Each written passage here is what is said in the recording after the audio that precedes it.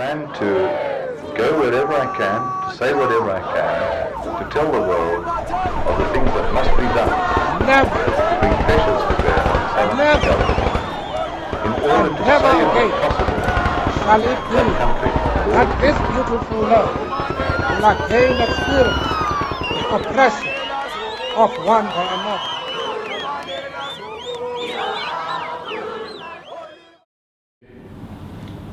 The ICT Summit, which is currently taking place at the International Convention Centre in East London, has really revved up the business community. The summit has attracted speakers and audiences from just about every IT profession.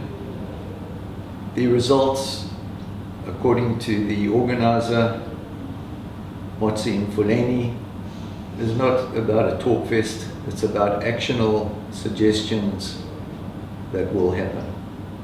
This is Ted Keenan from Dispatch Live. As the world continues to advance, things become clearer and more accessible. Evolution in technology and science is the driving factor for such evolution. At the Eastern Cape Annual ICT Summit, we are advancing the digital transformation agenda through ICT infrastructure investment to deliver government services. From the 22nd to the 24th of November, do not miss out on the 16th Annual ICT Summit at the East London International Convention Centre. See you there.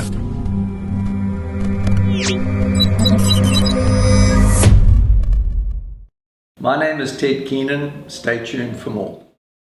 This is the Daily Dispatch podcast with your business correspondent, Ted Keenan. Today, Dispatch Live is talking to Hanley Nyathi from Hanley Technologies. And to say that Hanley Nyathi from Hanley Technologies is one of the most influential IT people in South Africa would be an absolute understatement. Hanley, you're here today to talk at the ICT Summit, which is being held in East London. What do you hope to impart to the delegates at the ICT Summit? Teddy, just to showcase the talent of IT in SA, and just to showcase what we do, and also to be honest, to get business. That's what we're looking for. Okay. We are going to talk about your journey into IT, but before that, we actually have some breaking news for East London. You are going to set up a plant in East London. Could you give us some background on that, how it happened and when it is likely to happen? We're busy working on the plan. The plan is there. We have our own brand, which is Hanley, the brand of the laptop. Is our own brand, a local brand. So we already doing our assembling locally. So but then our main aim is to do the whole manufacturing in Eastern Cape. We have all the information together. We're also applying grant as well, and that's our plan at the moment.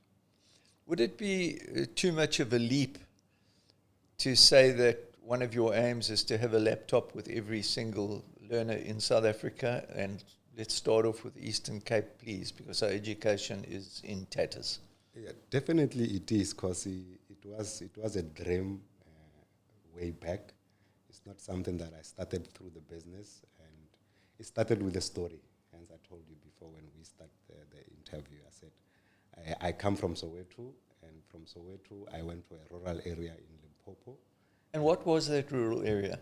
It was bad. There was no electricity. There was nothing. I was about 7 years old by that time when a gentleman told me about the TV game. He says, "Do you know a TV game?" And I didn't know anything about the game.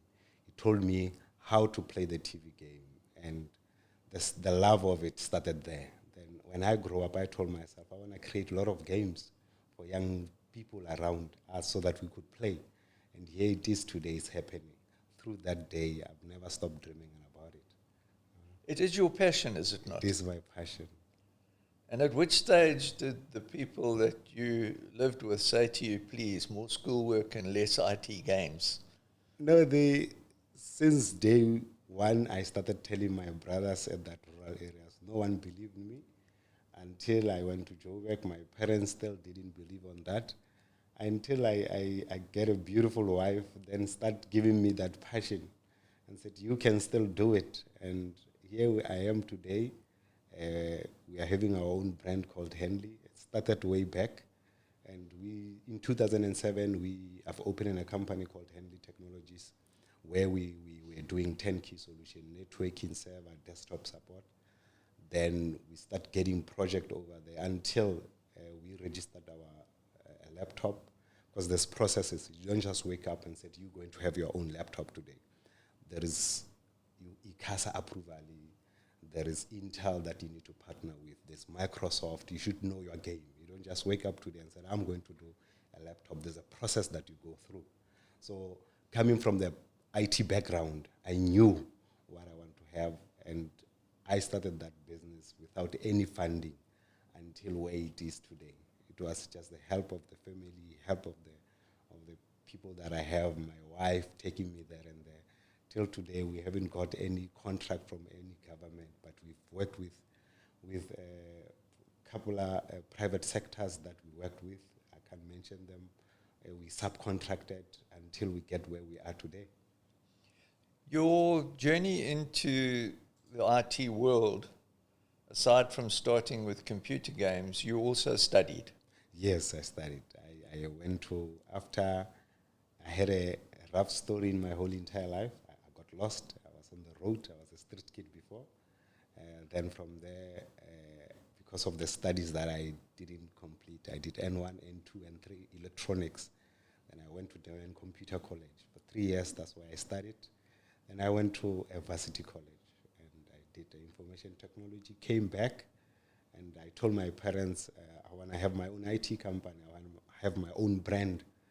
And they didn't believe, because they asked me so many questions and said, we have a different brand. How are you going to make it? We have a lot of IT companies. How are you going to make it? I said, no, give me a chance, you'll see. And boom, here we are in 2007. I've registered. The business went fantastic until we get where we are today. While many, many thousands of South Africans probably are looking up to you, and certainly many, many more will be looking up to you, did you have a role model in mind when you started your journey? Truly speaking, my role model is touching, and I want to tell you the truth, was people who don't have, and that's why it brought me where I am today. Because hence I told you before, I was a street kid. I've seen what was happening. I was in the rural areas.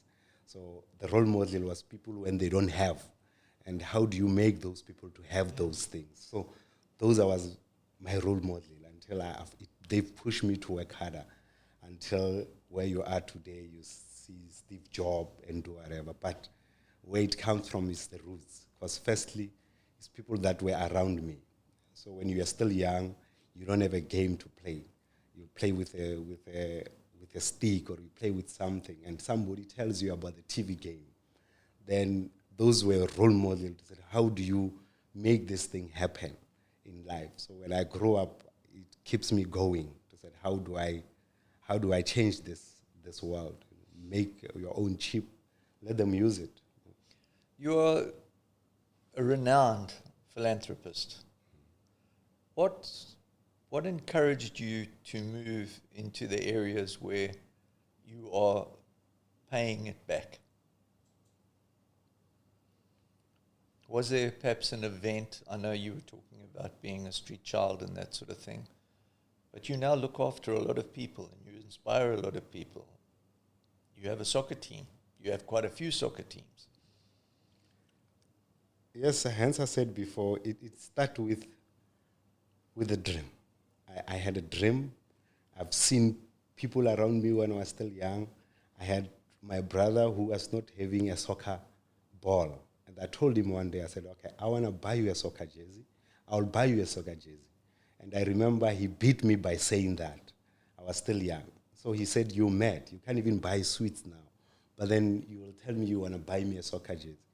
And my passion was, okay, fine. When I grow up, because in that village, we didn't have any soccer boots. When I grow up, I want to buy soccer boots for kids. Understand? So when I grow up, indeed, I fulfilled that dream. And I did it, not just me. Because you grow up, you have a wife, and now the wife needs to adapt to what you're saying and push you on that. It was not just only me as well, because that dream grew up with her as well. So imagine taking money and buying soccer boots for kids that you don't have, or buying a jersey, making those dreams come true. My younger brother used to be playing soccer. He wanted to come and play for Kaizer Chiefs or do trials in rural areas. So he was not having any money to move around. So I decided to say, okay, on the soccer field is an education. We give you an education for free. We make sure that if you failed matric, we make sure that you study and go harder. You're not just playing football only. So until we started the team from Soweto until where it is now is in Municipal League, it's playing in PE. We're playing a professional soccer. We don't even pay any player. We don't pay them at all. So how do you encourage them to come and join your team? It's the passion. You told them the dream. And all of them, they are there in time, coming every day. Passion plays such a big part in your life. The passion that has enabled you to get where you started from on the streets to where you are, and a lot of people said to you, you're not going to make it, etc. Was there a point where you realized, hang on, I am going to do this because I've already done so much? You know, you get over that hill. You're quite right there, because sometimes when it's not happening, I remember one day I was sitting in the Rock, because how I've made it in business. There's a guy, he was walking inside the mall and said, I'm having a problem with my laptop. I can't solve it. I follow the guy until I tell him I will solve that problem. And the guy says, I was dirty. He told me, you can't do anything. You don't know any IT. So you can't fix the laptop the way you are. I went and sit down and cry. I remember my parents. They told me, you can't make it. You can't have an IT company. And not to say the way telling me I can't, the way they wanted me to have a better life, the one that they saw it was not right. Yeah. But then they were encouraging me to do better. So then the guy came and said, okay, let me give you the laptop, fix it. I fixed the laptop, and the guy, it was a breakthrough for me. So by the time when you don't feel you're going to make it, that's the way the breakthrough comes in.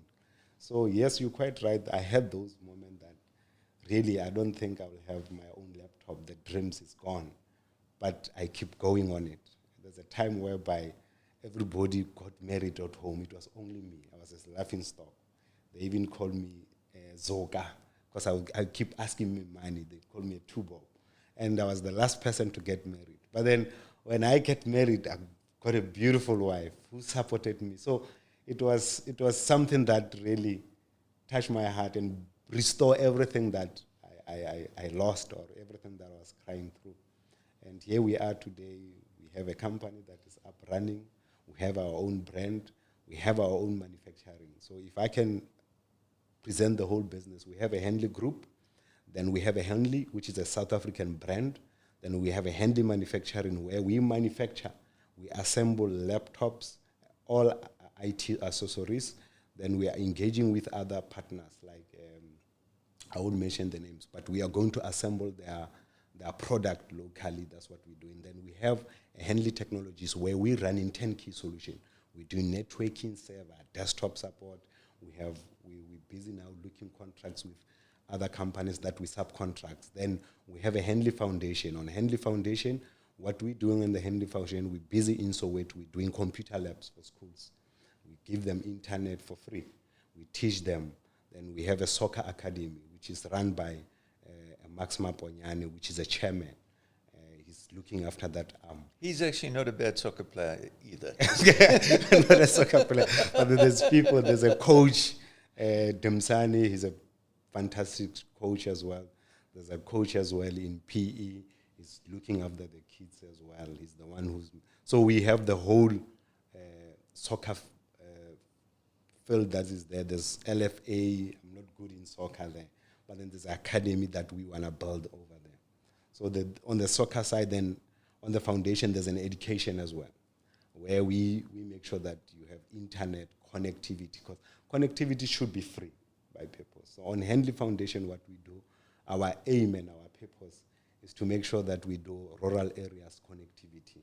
We are going to start it here in Eastern Cape, all rural areas that will be doing the connectivity there for them. And have you got the team that could handle that, say, throughout the Eastern Cape, or do you need to employ a lot more people? There will be lots that we still need to employ, and also even interns, because sometimes you don't need to take the best people, you need to groom. Because if you look at the stage where we are now, I understand the IT infrastructure. I know the IT, how it stands. You know, I remember one day I told people in they call it central database where you employ. I said, we need to move our mindset. We need to take out that brand conscious. And I told them, we need to put any brand, even if it's not Hanley. By that time, I was not having a brand. But then look at it today. If the tender comes up, they don't even mention the brand. They look at the spec. As long as the computer can make a Teams or do whatever, they can buy it. But before COVID, they were saying, we want this brand, we want this brand. Yes. But then why? Because of the mindset. These things come from one farm. It's a potato, it comes from one farm. It goes to Woolworths, Checkers, but then it comes from one farm. Yeah. So the main thing is just the knowledge and the process, how it goes. Even if in IT, as I said, you don't wake up and say, you're going to do a computer. There's a process that you need to follow. There's a registration with ICASA. It goes, then from there, there's a distribution channel. If it's Hanley is the brand, it needs to have distribution channel. After distribution channel, you need to have people that will sell your brand. I can tender directly. But then because of the system that we don't put in place, there's a tender that will go this way and this way. But then there must be a process that it goes so that it feed everybody.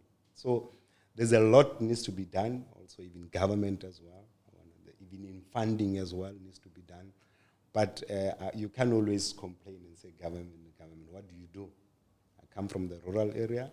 I've never get any funding from anywhere. I've started it. So I think, it's something that I started with. The journey from being an IT boffin is brilliant. But a lot of people fail to move from the IT side to the general management side. You appear to have conquered that. How did you do that? Sometimes I've learned on the road. I've learned from business people. I've engaged with business people. I'm in IT. I was a tech only, but then I decided to associate with people like knowing business, not only IT only, but then business, how to run the business. Sometimes even Google helps. I view some other things on Google and check how they've been done. Check how Steve Jobs has done this thing. So motivation, I used to listen to these people when they talk. You can't just always say, I know IT, I know it all. So I've been around, I've sit with CEOs, I've asked them questions, and that's how I've came where I am today. And are those CEOs that you sat with, are they accessible? Are they happy to share their knowledge? Not all of them, truly speaking. There are CEOs that are tough, and there are CEOs that are not CEO. Because I still believe, as a CEO, it's just a name. You're still Hanley. You are not a CEO who just said you are a CEO, but you are Hanley. And I think you should be accessible to anyone who needs help. As a last question, and thank you for being so frank and honest, especially regarding your street background. If you had a message for South African youth that are struggling to find jobs and that, what advice could you give them? I'll say I know it's tough, and truly to put it and said, it's not about color, it's not about BE, or it's not about, everybody's going through tough time. As long as you are youth, you are youth. I still believe you need to believe in yourself. You don't need to believe in government, you don't need to believe in whatever. It needs to come in you first. And if it comes in you, have a purpose. That's the first thing. have a purpose. If you can't have a purpose, you can't. You can't just say, I'm going to start a business today. What are you going to do with the business? You should know, because there's a lot of businesses that they have, but then they don't have a purpose. Why am I opening Hanley Technologies? Am I opening Hanley Technologies to get money? For me, it's a passion first. It started with a dream, passion, from there a purpose. So it goes with a purpose. From there, when I have these things, what am I going to do? I'm going to plow it back, or I'm going to take money and eat it myself? Or am I going to die with the information that I'm having? So it goes with that. Without starting and get money, without starting and get all the motivation, start with believe in yourself, have dreams, have purpose. Then from there, you need to go and do it. You can't just say, I have purpose, look the interviews, look everything. You need to go and do it. Go there, do it. Every day, go there, do it. I used to walk. I used to take a taxi. I used to travel, and they knocked me down, and they said yes, no. I've got so many no until I am today. And other things, you just get it from free, from there. Hanley Nyathi, Dispatch Live has done several business podcasts. This is without doubt the most enlightening and rewarding that we have done. Thank you so much for your time. Thanks. It's a pleasure, Andy. Thank you for joining us today on our podcast. I hope that all the facts that came tumbling out are useful to you.